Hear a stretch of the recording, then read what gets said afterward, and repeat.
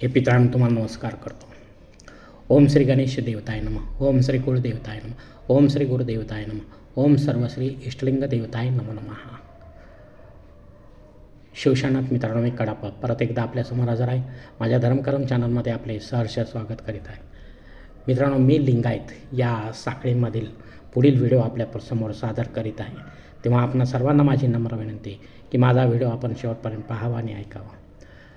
मित्रांनो, आपल्या भारत देशामध्ये प्रमुख धर्म 6 ते 7 आहेत. यामध्ये हिंदू, मुस्लिम, शीख, ख्रिश्चन,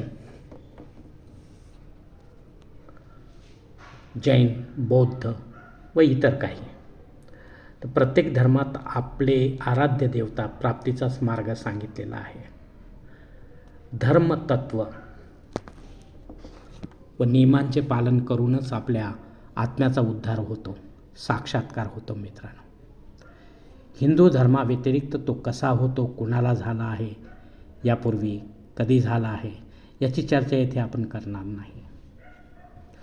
आपल्या हिंदू धर्मात प्रत्येक युगात याची अनेक उदाहरणे आपणाला सापडतील.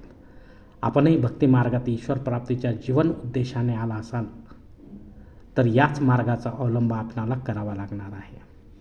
अन्यथा आपले जीवन संपेल, पण ईश्वराचे साधे भाससुद्धा आपणाला होणार नाहीत, जाणवणार नाहीत. मित्रांनो, आणि भक्ती मार्गातच हे शक्य आहे, इतर कोणत्याही मार्गात नाही. मित्रांनो, ज्ञानमार्ग व योगमार्ग यामध्ये हे शक्य नाही. मित्रांनो, कारण आपल्या हिंदू धर्मात 3 मार्ग सांगितलेले आहेत ईश्वर प्राप्तीसाठी: भक्तिमार्ग, ज्ञानमार्ग आणि योगमार्ग. तर यामध्ये भक्तिमार्गच सर्वश्रेष्ठ आहे. त्यातच आपल्याला उदाहरणे सापडतात युगानुयुगांमध्ये. आता इतर 2 मार्गामध्ये एकही उदाहरण आपल्याला एकाही युगात सापडलं आजपर्यंत तरी सापडलेलं नाही. कारण ज्ञान आणि शरीरपुष्टीसाठी योगा हा अहंकारी मार्ग आहे.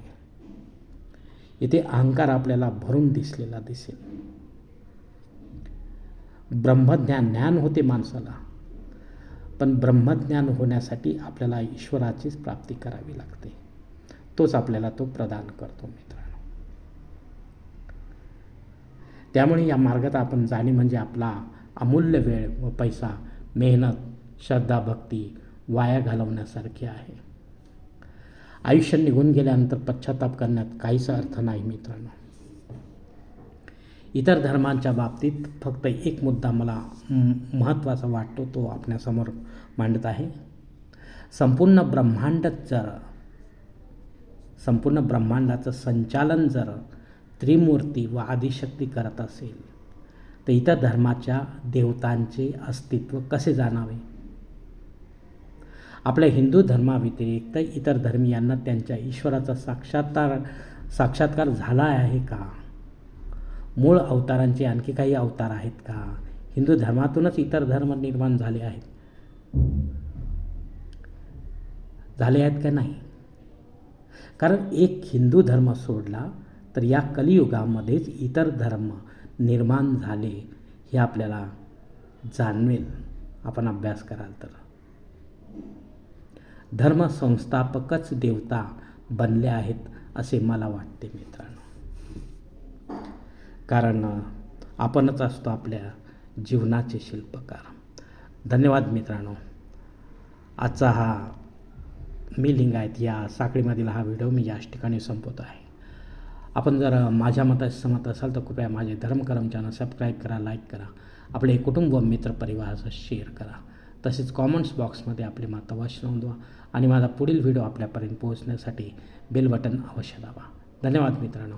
पुढील भेटीपर्यंत आपण खुश राहा, आनंदी राहा, प्रसन्न राहा. हरिओम. शिवशंभो महादेव.